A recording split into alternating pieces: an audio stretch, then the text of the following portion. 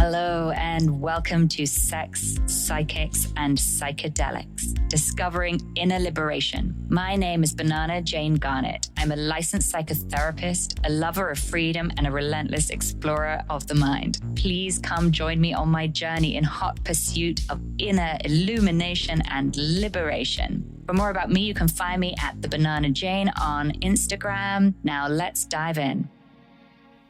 It's my great pleasure to introduce Dr. Jenna Abell. Jenna is a clinical psychologist, a teacher, a mentor, and a spiritual midwife. How are you?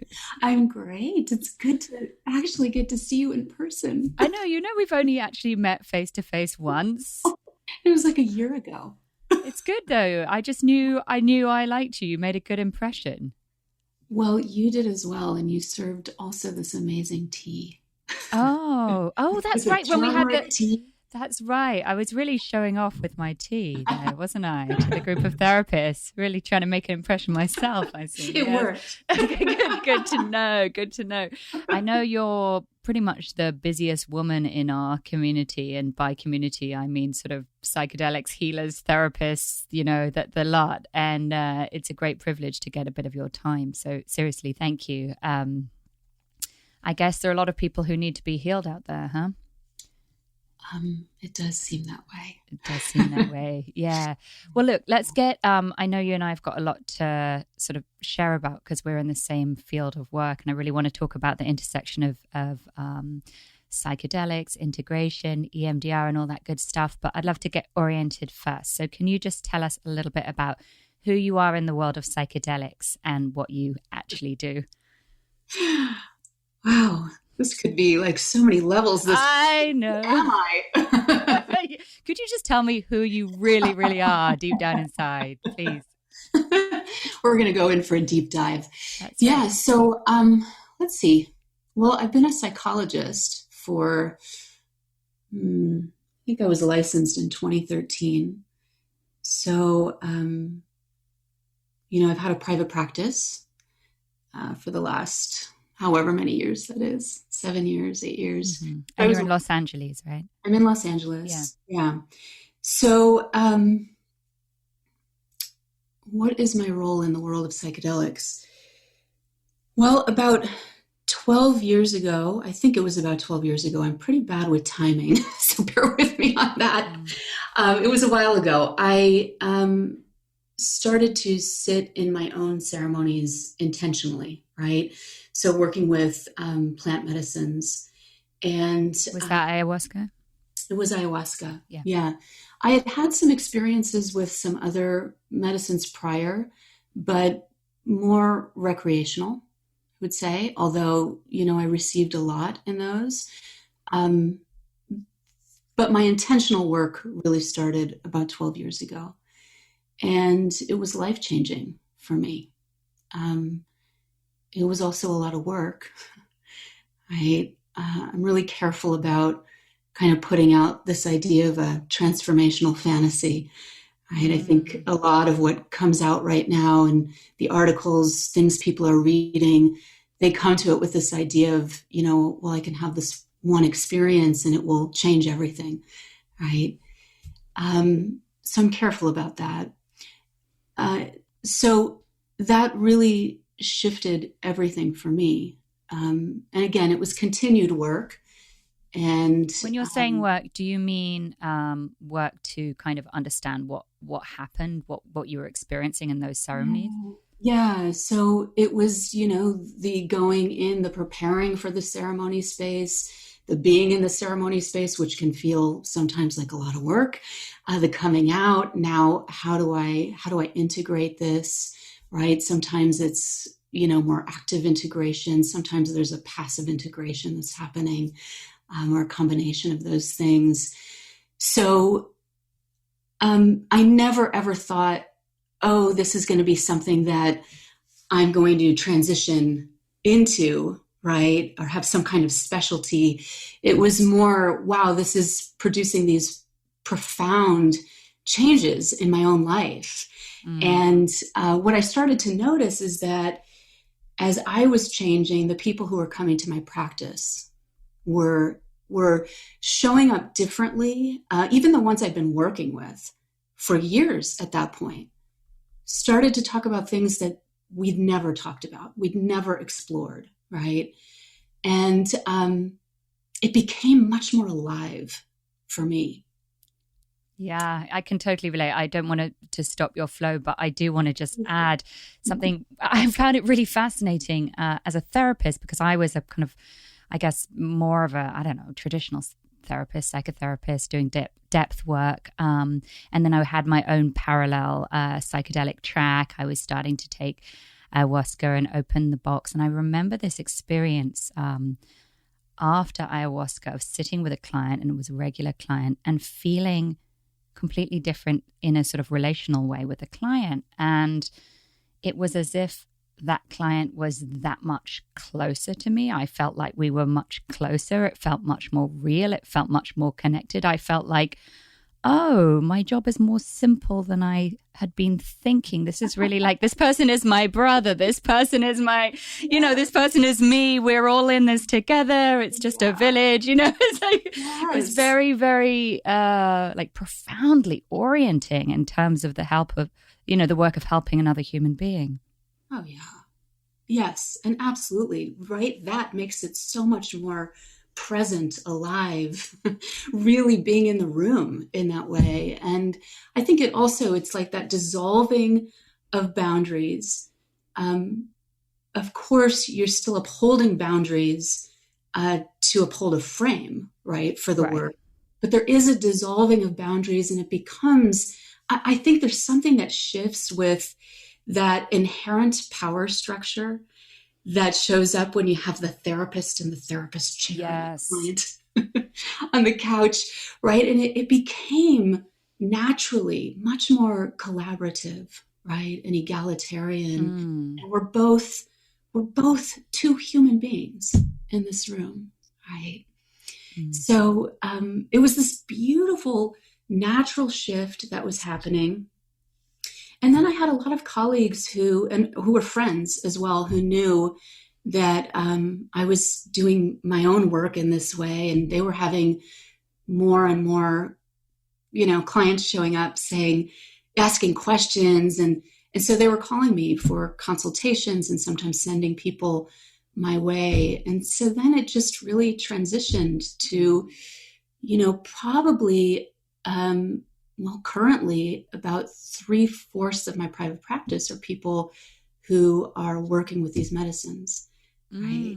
And so I'm really, working to on the prep side and the integration side, right? And then I also consult with other therapists. I have a consultation group that I lead. I supervise interns who are wanting, this to be their specialization. Right, because I guess there are more and more tracks for this now to become a kind of legitimate intersection with psychotherapy. You can, increasingly there'll be ways to be that sort of that legal psychotherapist who also can help people go on journeys with psychedelics. And now it's still we're in kind of this no man's land, but obviously there are ways that we can do this legally and help with the prep and the integration. And it sounds like you've found a natural niche. And then of course there's so much more demand now. I mean, it must feel like from where you're sitting, like this is what everyone's taking psychedelics and everyone's waking up. I don't know. I'm putting words into your mouth. You tell me. Yes, it does feel like this huge wave coming in. And yet I'm also really grounded in the idea that this is one path of many, and it's not a path for everyone. And in fact, some of the people I work with in my private practice, we don't talk at all about psychedelics. That is not part of the conversation, right? So, yet.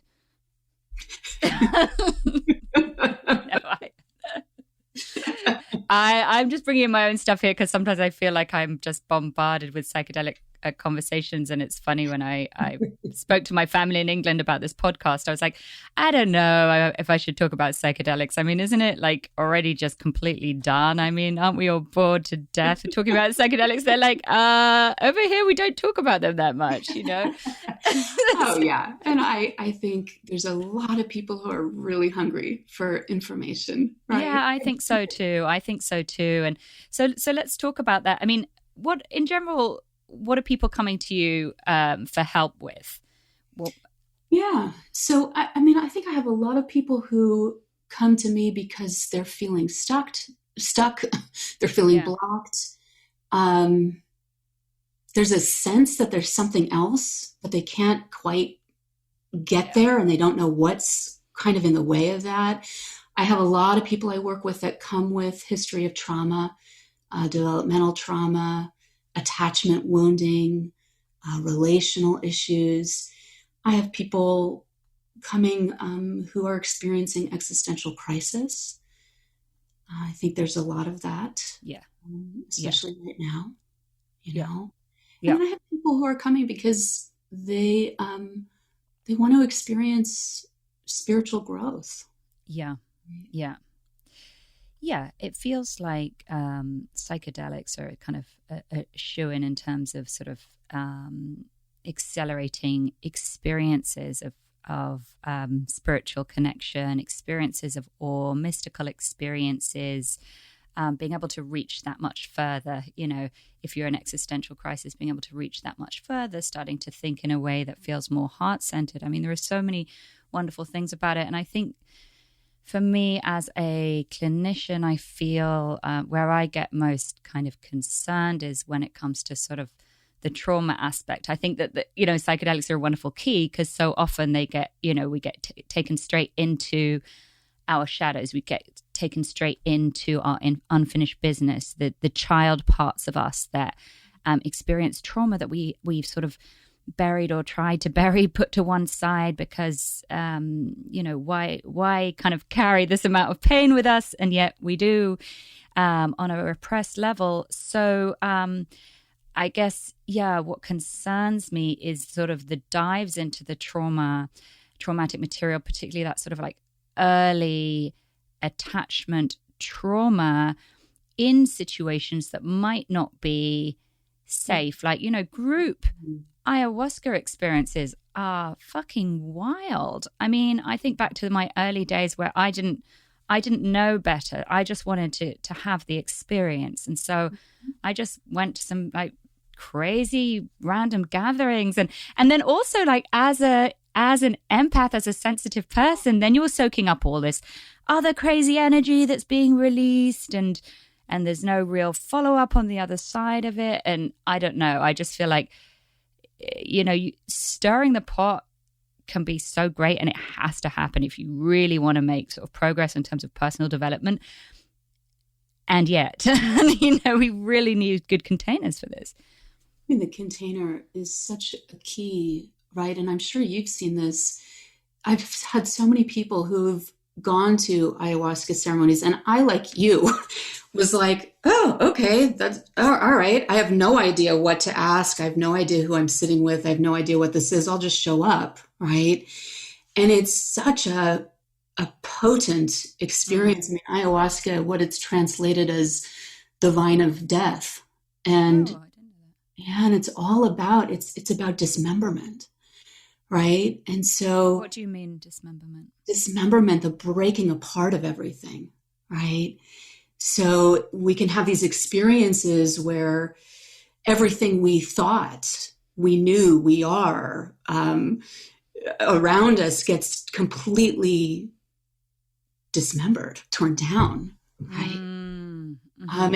And if there is not proper container, or if it's not the right time, if it's not the right medicine that one is meant to be working with, right, it can create so much destabilization. I mean, I've seen people who have gone through an ayahuasca ceremony and it was very positive, you know, and yet they come out and they have this emergence of symptoms that is quite distressing and negatively impacting their life for sometimes years following. Right? Absolutely. Absolutely. Yeah, I think you could kind of, you can open up these cans of worms on the one hand and not know how to deal with the worms or not have the right people around to help you deal with the worms. And then there's the other side of it as well, which I wonder if you've encountered that I've seen in my practice where, like, there'll be a couple that will come in and they'll be in total distress because they don't know how to reconcile the ideal image that they found when they both did ayahuasca, and they saw the divine masculine and the divine feminine in each other, and they saw this beautiful picture of sacred union, and they saw that they would have a child together, and then cut to this like completely like out of their mind with just completely perplexed, no idea what to do, miserable couple with a screaming baby. And it's like, how, these huge, I actually think that's kind of the beauty of it, that you can see these beautiful images and then you get kind of slammed back down to earth. And then it's like, how do we move towards these images? But probably like you, I had done really a lot of work on myself by the time I went to my first ayahuasca, which was now about 8 years ago. Even then it was so much to integrate, but I'd done a lot of work beforehand, and then people are going into this not having done any work. That's right. And, when I had my first experience as well, I also had a supportive community around me, right? That really helped to hold that experience and helped me to integrate from that. Whereas a lot of people also, they may not necessarily have that, right? And so they're really then doing this almost in a vacuum.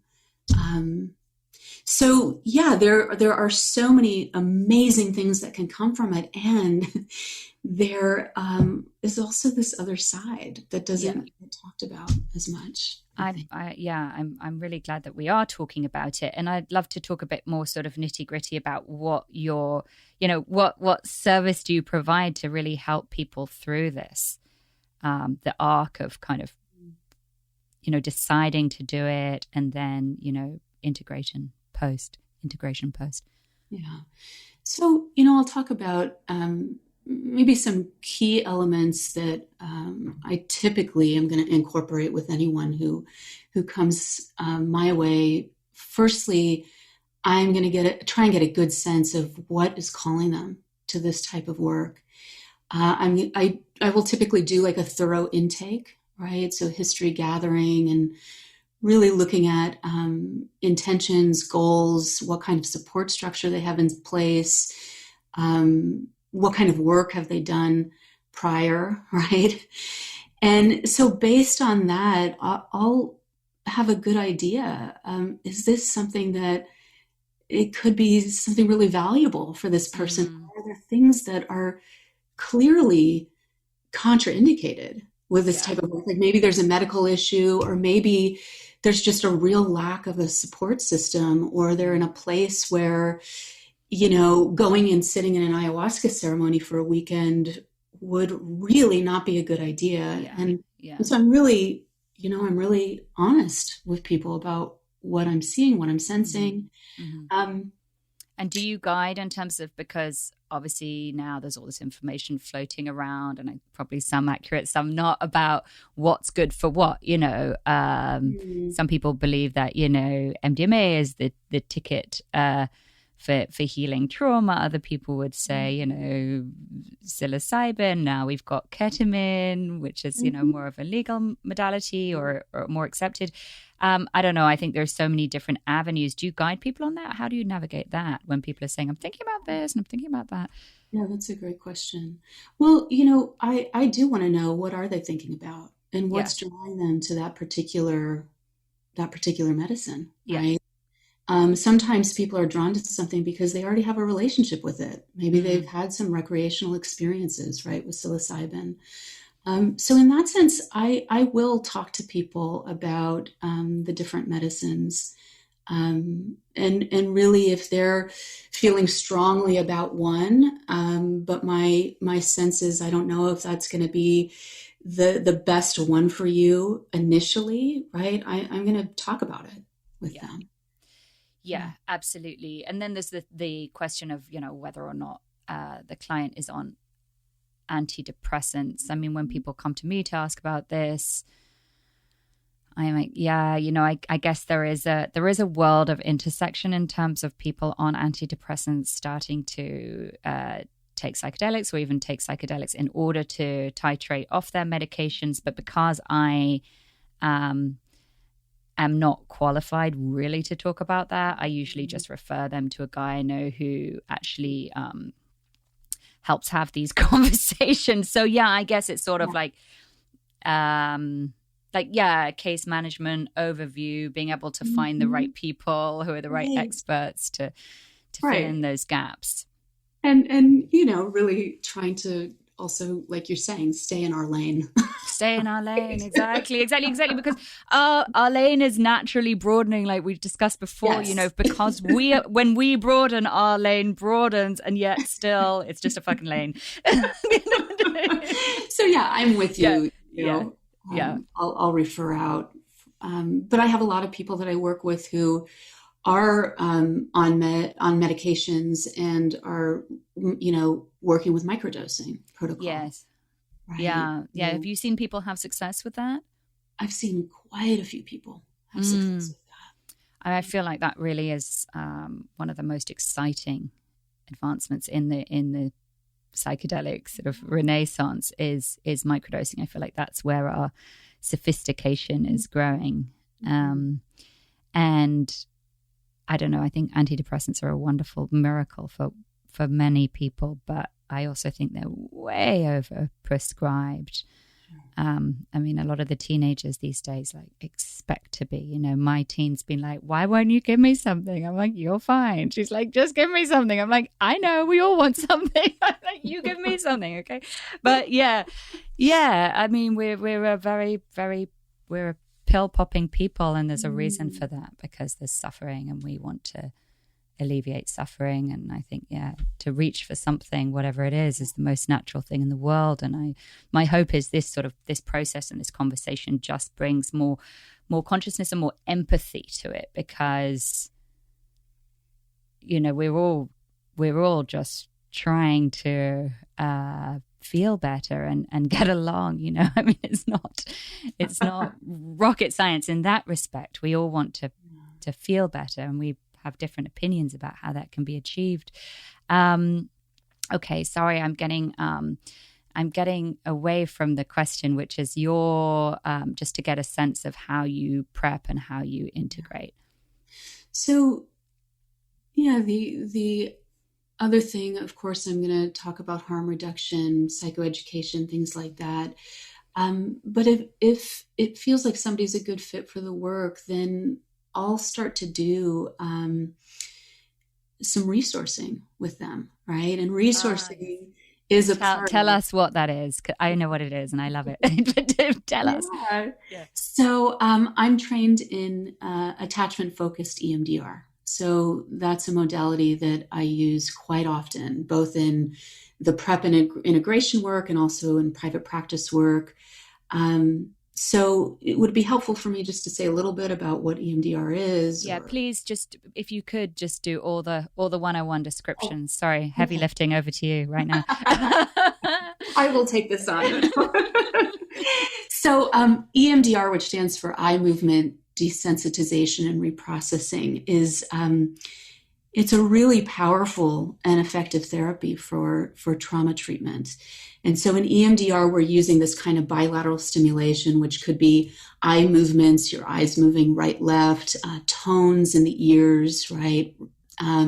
Could be tapping. So it's any type of right, left movement, right? Like stimulation? Like stimulation, right? So it could be tapping right, left, even on the floor with your feet.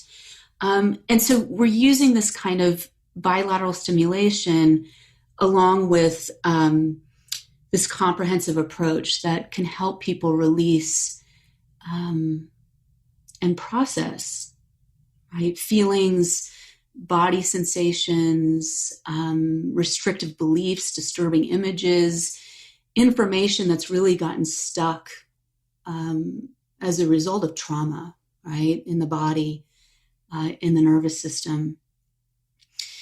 And attachment-focused EMDR is actually what I trained in, and that was a modality pioneered and taught by Laurel Parnell. And she's wonderful. She has tons of books out there.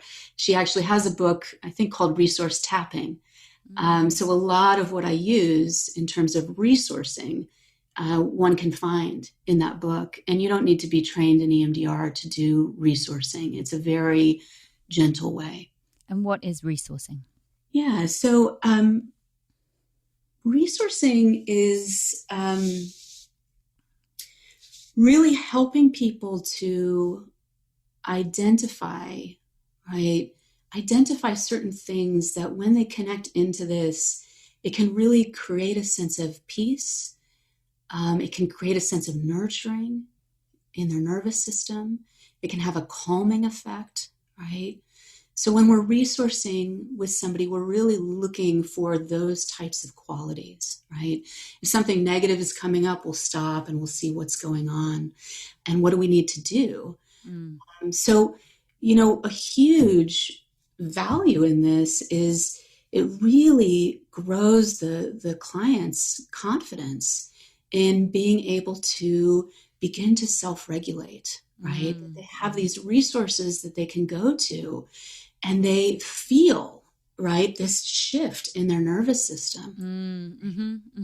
Yeah, I like it as well because it's a way of sort of honing in on the parts of life that are already working. So it might be, when you're with your cat, you feel really calm and you kind of take it for granted a bit, or you're like, oh, I'm so glad I have my cat. But in this kind of work, then you can actually, be revisiting a traumatic situation, bring in your cat, remember the calm in your nervous system, and and sort of like it's like the gift that keeps on giving when you find these places in your imagination that kind of really work for you. And that's the other thing. I mean, I've noticed I'm newer to this work, so I'm kind of really stoked because I thought at first resourcing was kind of a bit lame, like go to your happy place and think of someone who makes you feel happy and good. And I was like, can we just skip this bit? It seems really like lightweight and so funny. And now I'm like, oh my God, this is fucking genius. And also in terms of how you can use your imagination, like one of my clients at the moment is he's a very cut off sort of young man. He's doesn't really have a social life. He's terrified of kind of launching, and he lives a lot in his imagination. He's a bit of a genius. He's kind of robotics guy, and he's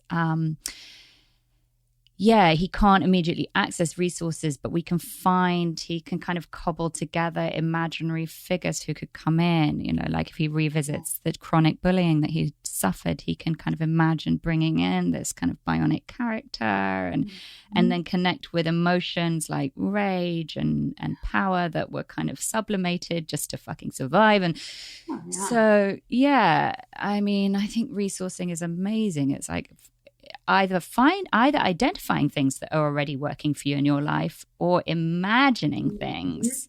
Creating, right? It's the power of imagination.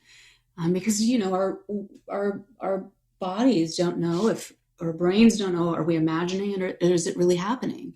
And the same thing is happening in our nervous system, whether it's actually happening or not, right? If it's just our imagination. So our imagination is so powerful.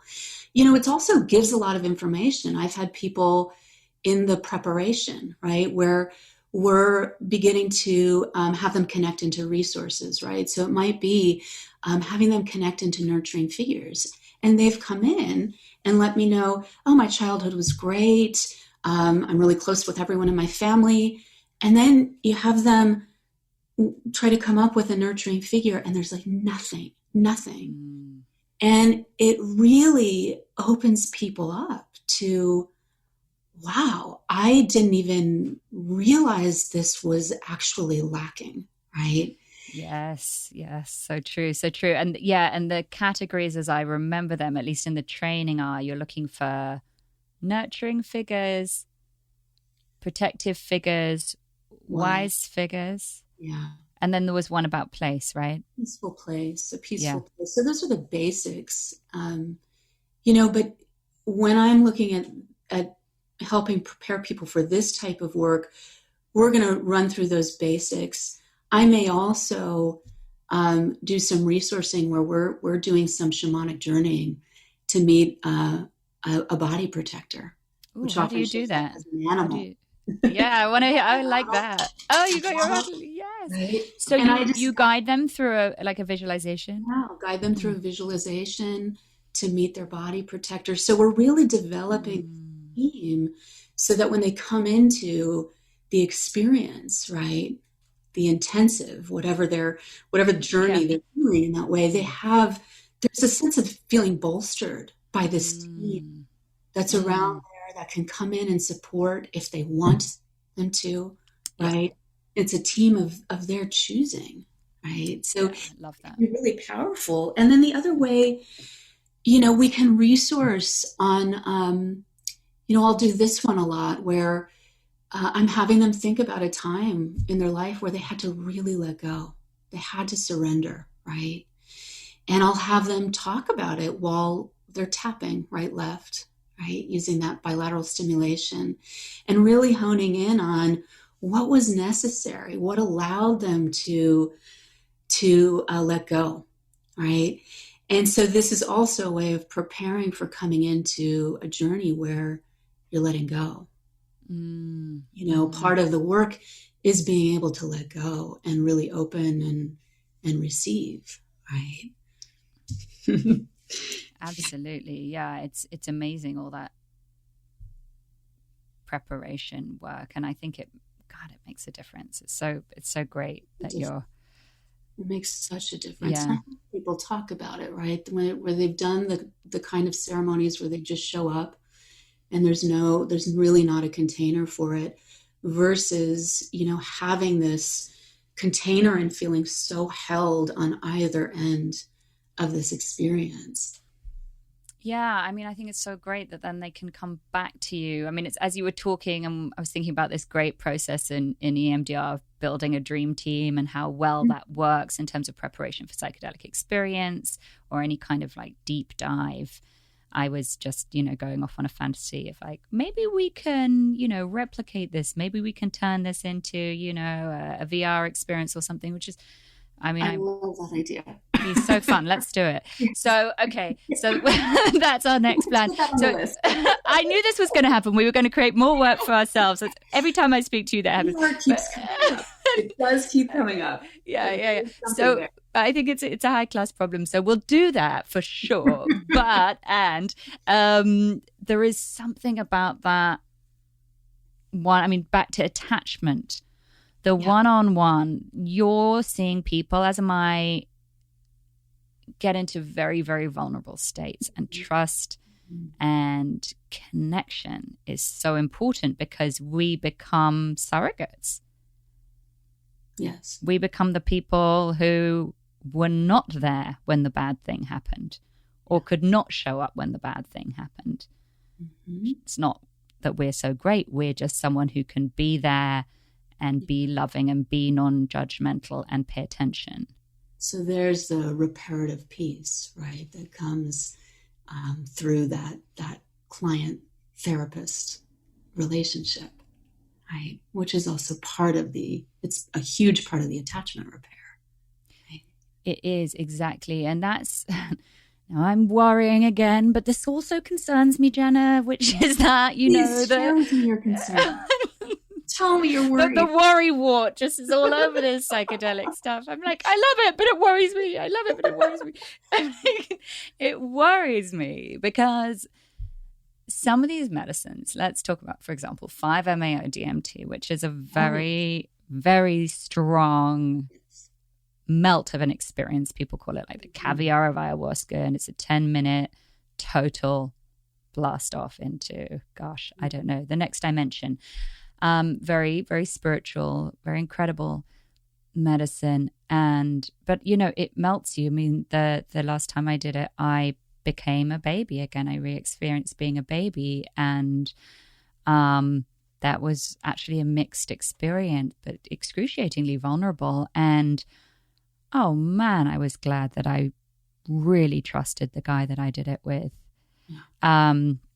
Because you don't want to take that medicine with someone that you don't feel rock solid about. If you're about to turn yourself back into a baby and potentially bond heavily with the person who's guiding you, that's giving someone else a lot of power over you. So I feel like, and we know this to be true because we've seen it throughout the centuries that, people in the helping professionals and spiritual people and anyone who's given that kind of power to really significantly help you can easily exploit the situation. So, and I don't think that just because someone has a therapist license means that they're going to be safe either. Not to make everyone worried, but I think we've got to really trust our guts on this.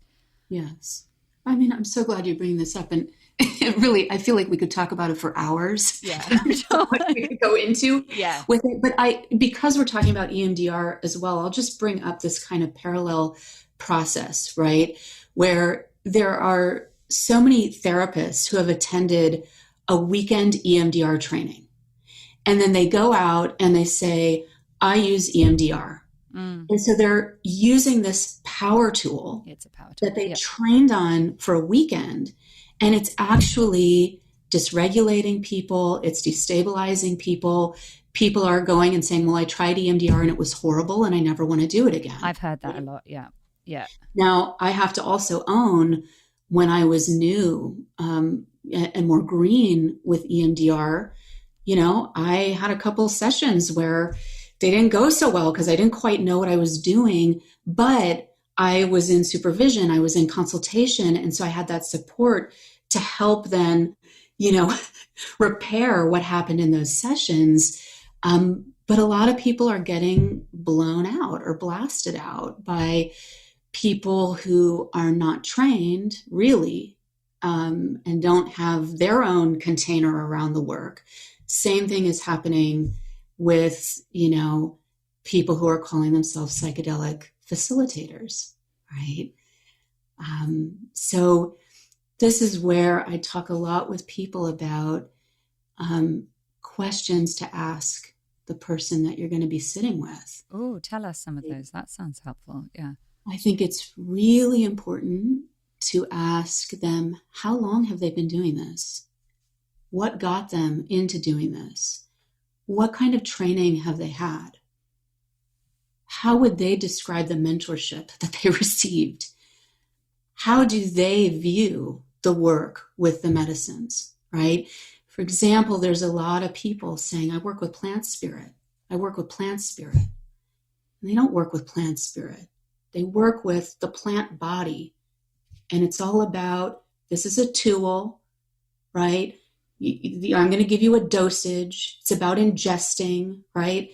Anytime I hear those things, that's a red flag. This is not somebody working with plant spirit. It's very ungrounded, isn't it? It's very ungrounded, right? Yeah. Or people who will have, I should say this with a caveat. I think there are some people doing very good work who have standard protocols, right? Everyone that comes in, they get this dosage, they get this combination, they get this. I think there are some doing good work, but there are a lot, that's not good work.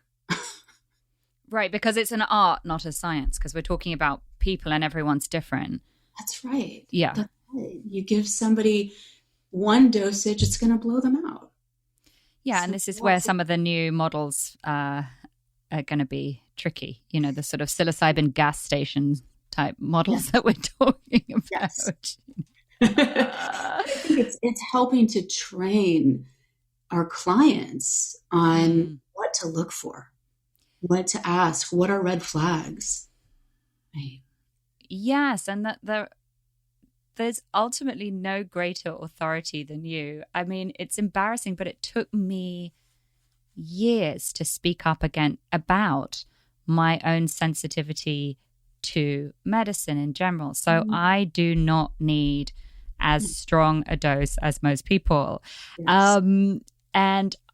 But I used to feel sort of ashamed of this and had some sort of sense of like, well, if the shaman gives me a full cup, I must have the full cup, and I'm weak if I don't want the full cup, or whatever it was. And I remember one ceremony where I was literally hiding from the shaman in my sleeping bag. I was like, I know the feeling. will not know that I'm here. I will not have another cup of ayahuasca. If I do, I will literally lose my mind forever, and I will not be able to be on this planet, which I would actually like to be on, at least partially. So, yeah, and to advocate, and to say, no, my body doesn't feel like, maybe it's not that you're always sensitive to medicine, but maybe on that day you're feeling like it's not the day to go hard, being able to modulate, because light can be powerful too.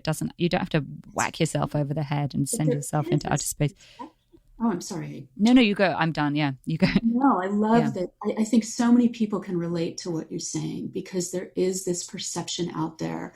More is better. More is deeper. Do you want to go deeper? Why don't you want to go deeper? What's the, right? Yeah.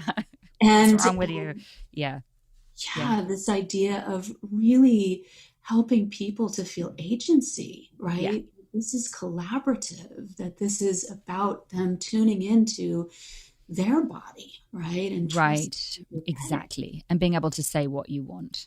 Yes. What do you actually want? What do you really want from this experience? Yeah. Because I guess, I think learning to get out of this sort of system of proving ourselves, which is one of the toxic things that we've inherited, I think is part of what's exciting about this revolution, is sort of coming home to your own sense of what's right and what's true and what's aligned, instead of sort of like pressing ahead and trying to show up in a world that probably doesn't exist anyway, which is, the world of other people's expectations of how you're supposed to be. Yeah. I just did this, I did a ketamine assisted psychotherapy session where I was the client, because I've been training in that modality. So I wanted to have a session of, being the client. What is this like? What is it like to be online and doing this? Were you doing EMDR while you were on the ketamine, or were you just receiving? No, I was just receiving. How was it? So it was actually really, really beautiful, and it exceeded my expectations. Ketamine was not a medicine I had felt particularly called to, right? But it is a way that I can offer psychedelic assisted therapy legally, right? So you can do it. So if your client is prescribed ketamine by a psychiatrist, then you can do sessions. Yes. Yeah. So I bring it up because, in the session, it was a lovely therapist guiding this. In the session, she said, okay, now if you want to go deeper, take another. Right. And she said it was very well intentioned, but I could hear that again, that if you want to go deeper, do more. The way you said it was good. It was just like had a little creepiness to it. Now, the other thing that came up in this session, which I've heard is very rare, is, 10 minutes into me peaking on the medicine, the Zoom connection dropped. So, and I don't even know how I knew, because I had the headphones, eye shades on, but the Zoom connection dropped. Somehow I knew, and it just kind of took over. I had to figure out now how to get back on Zoom. Now, for me, that's okay. It was actually, there was something really valuable about that happening. But you imagine you have, someone that has had real attachment wounding and has a lot around abandonment, right? And something like that happens. That's a huge break. Right. Gosh, yeah, that makes me think you need to do another round of resourcing to sort of prepare for that.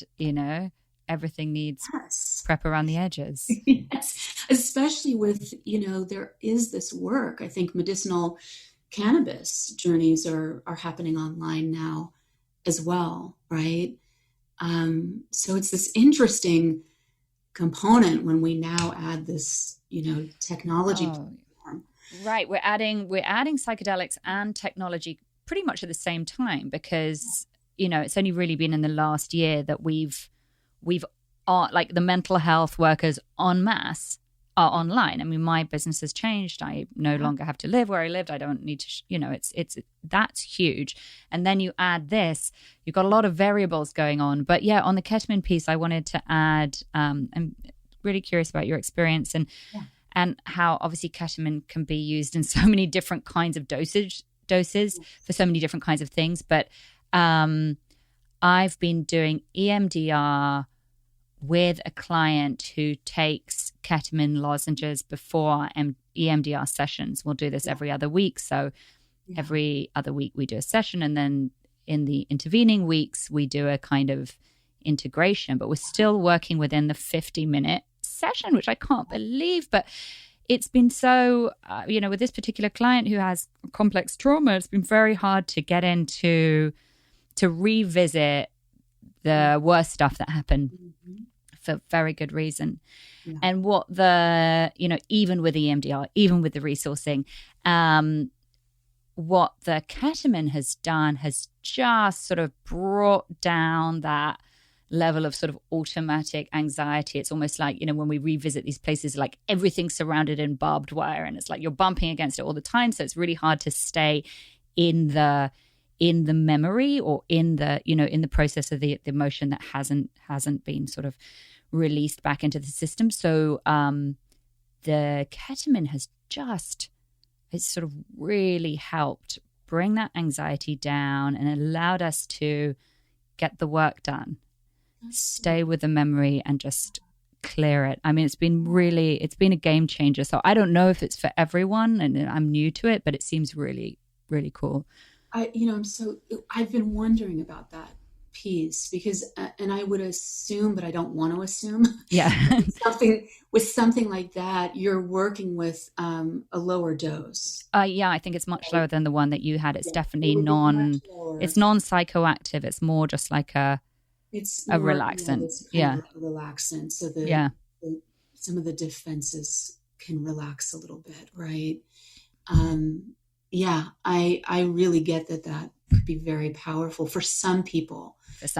Yeah. Exactly. Results may vary. Manualized. One way fits all. Yeah, no, exactly. We don't want that. No, we don't want that. We're beautifully diverse human beings who all have different journeys.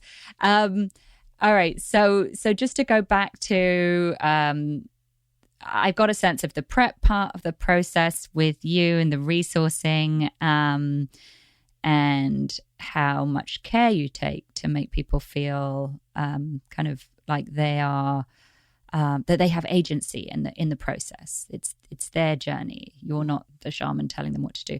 And then on the other side, what are you seeing in general, like after people have journeyed, and how do you help them integrate? Yeah. Wow. That's such a beautiful part. Right? So integration, for me, again, it's most important that they're really feeling held and supported. So I know when they're journeying, right? And I will actually do my own work of holding a little space for them and their intentions, right? Separate from the work that they're doing.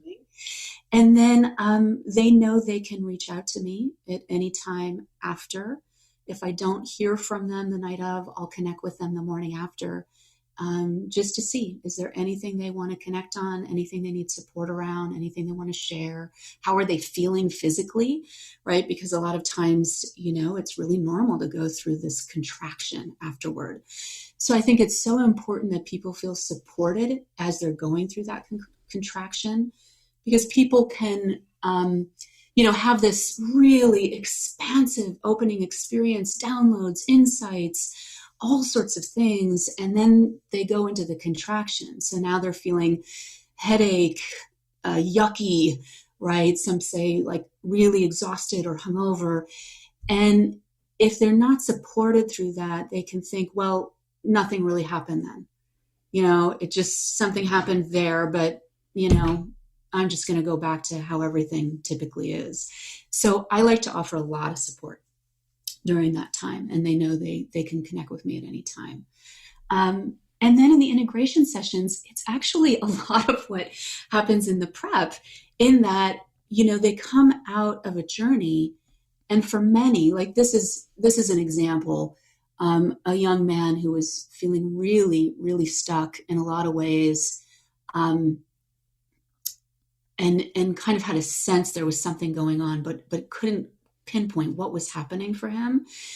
And when we had his integration session, first, I always have them just talk me through the journey, whatever they remember, and adding the bilateral stimulation, right? Because that helps helps this integrative process, right? And I heard, as he's talking me through, and this happens a lot, there were ways in which he was naturally resourcing himself through the experience. This was an MDMA experience, right? But he was connecting into all of these times in his life where he felt like he could be himself and he was accepted. And there were memories, there were particular people he hadn't thought about in years, right? A teacher, a friend's parent, right?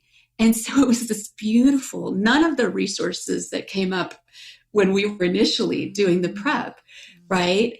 But all of these other resources. And then at the same time, he was able to see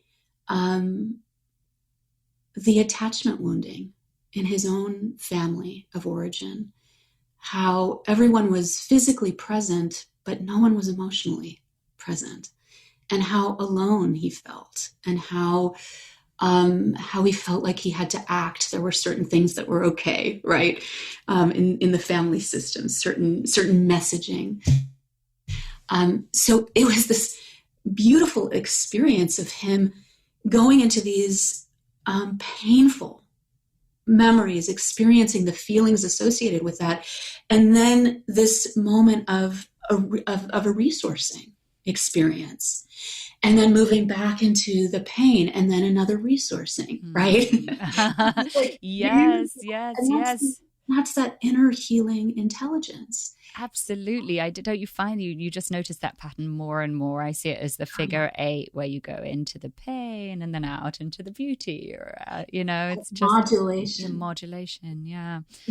Yeah, that's a beautiful example, and it just feels so sort of tender and human, and I think as my work gets kind of deeper and grows, I feel like in this sense we are the same, that we have this kind of, internally this sort of fragility and vulnerability. And it really isn't as simple as, your parents were together or they weren't together, or, this bad thing didn't happen or it did happen. It's the meaning that we make of it. And that is a tenuous thing. It's not a given. There's nothing sort of very solid in the equation when it comes to humans. But there's this sort of tenderness and this susceptibility to being kind of misguided and making up stories that don't serve us. And then there's also this beautiful kind of resilience and creativity that we all have, that we can find ways to tap back into. Yes. I think that's what I am, just so blown away by again and again and again, is people's resilience. And like you said so beautifully, their creativity, right? That if just given the space, right, it's just there. It's ready to emerge. It's ready to move someone towards more healing, more wholeness. Right? What are your hopes for the future, both in terms of your own work and for this kind of, what should we call it, mental health revolution? Mm-hmm. Yeah, that is a big question. Well, I think in terms of my own work, probably weaves into my more overall, vision and hope, which is, my hope and vision would be that these sacred medicines are held and offered with respect, right?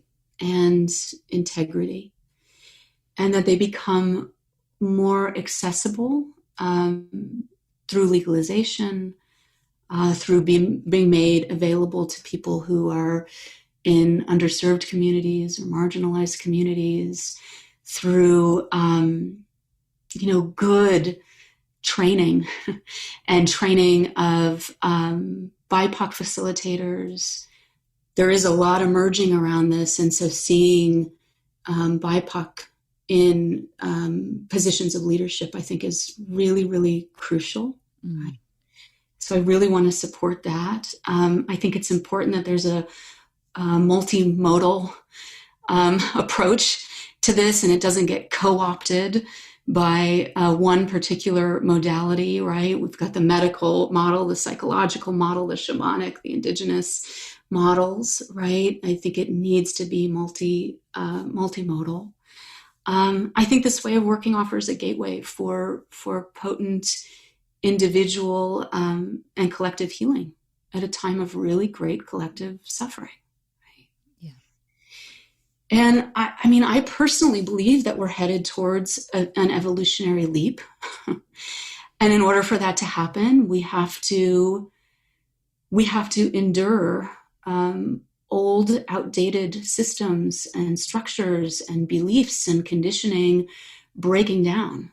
And we're seeing that. We're in it. We're feeling it. We're experiencing it. And it can feel chaotic. It can feel destabilizing, right, in a lot of ways. But I personally feel a lot of hope that this breaking down is really leading to a collective waking up.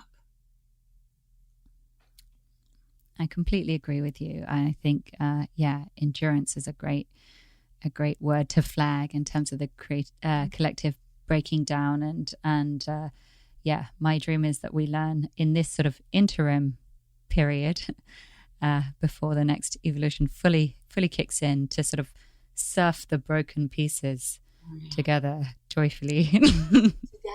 Together, my dear. Yes, absolutely. Yes, I'm here for you, Jenna. Yay! You're amazing. And I'm here for you. Thank you, love. I know you are, and I really appreciate that. Thank you so much for showing up today. I loved our conversation. Thank you. Me too. It was really an honor to be here with you. Thank you. Great questions. Good.